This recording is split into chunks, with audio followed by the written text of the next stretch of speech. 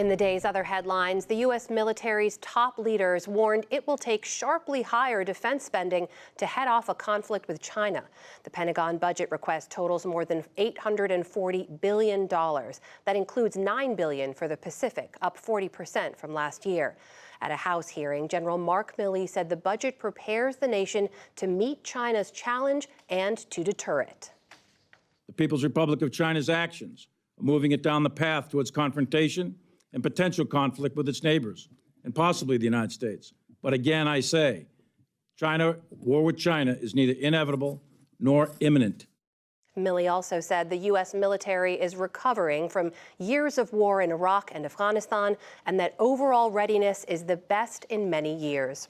In Israel, Prime Minister Benjamin Netanyahu is vowing to pursue what he calls, quote, responsible judicial reforms and to heal deep divisions, but he gave no details in an evening address. Earlier, opponents of a plan to give the government more control over the courts blocked main highways in Tel Aviv again. Police fired water cannons to try to clear the roads. The Israeli defense minister reportedly urged Netanyahu to halt the court plan. The largest demonstrations yet rocked France today after the government raised the retirement age without a vote in parliament. Tens of thousands filled streets in Paris, mostly peacefully, but police fired tear gas at protesters who attacked stores and lit fires. Across the country, strikers blocked train stations, ports, and refineries. European Union leaders today endorsed sending 1 million artillery rounds to Ukraine within a year. But in a video address, Ukrainian President Volodymyr Zelensky urged them to do more and to do it faster. Let every meeting, every discussion, every day of our joint work bring the return of peace closer. If Europe hesitates, the evil may have time to regroup and prepare for years of war. It is in your power to prevent this. It is in our common power to free Ukraine from Russian aggression this year. Zelensky also made a new frontline visit, this time to the city of Kherson in the south. He pledged full-scale rebuilding efforts. In southern Africa, the World Health Organization says the death toll from tropical cyclone Freddy has now topped 600. The powerful storm devastated parts of Madagascar, Mozambique, and Malawi over the past 2 months in 2 separate strikes. The resulting floods ruined homes, roads, and hospitals. The WHO warned today that huge numbers of people face malnutrition and cholera. The World Athletic Council today banned transgender athletes from international track and field competition.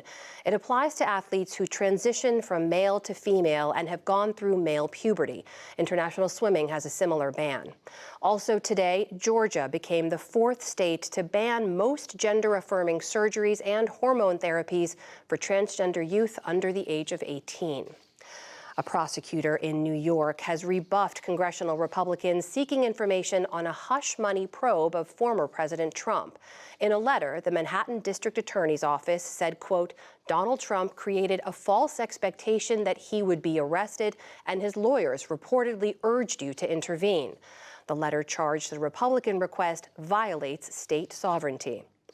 2 big companies have announced new job cuts. IT services giant Accenture is slashing 19,000 jobs worldwide over 18 months. That's 2.5% of its workforce. And Walmart, the largest private employer in the U.S., says it expects to lay off hundreds of workers at 5 major distribution centers. And on Wall Street, stocks swung higher and lower before finishing with modest gains. The Dow Jones Industrial Average was up 75 points to close at 32,105. The Nasdaq rose 117 points, or 1%. The S&P 500 added 11 points. Still to come on the News Hour, a new report shows a dramatic rise in anti-Semitism in the U.S. Another COVID subvariant causes a rise in cases. Belarus's exiled opposition leader speaks out against the country's latest crackdown on dissent, plus much more. This is the PBS NewsHour from WETA Studios in Washington and in the West from the Walter Cronkite School of Journalism at Arizona State University.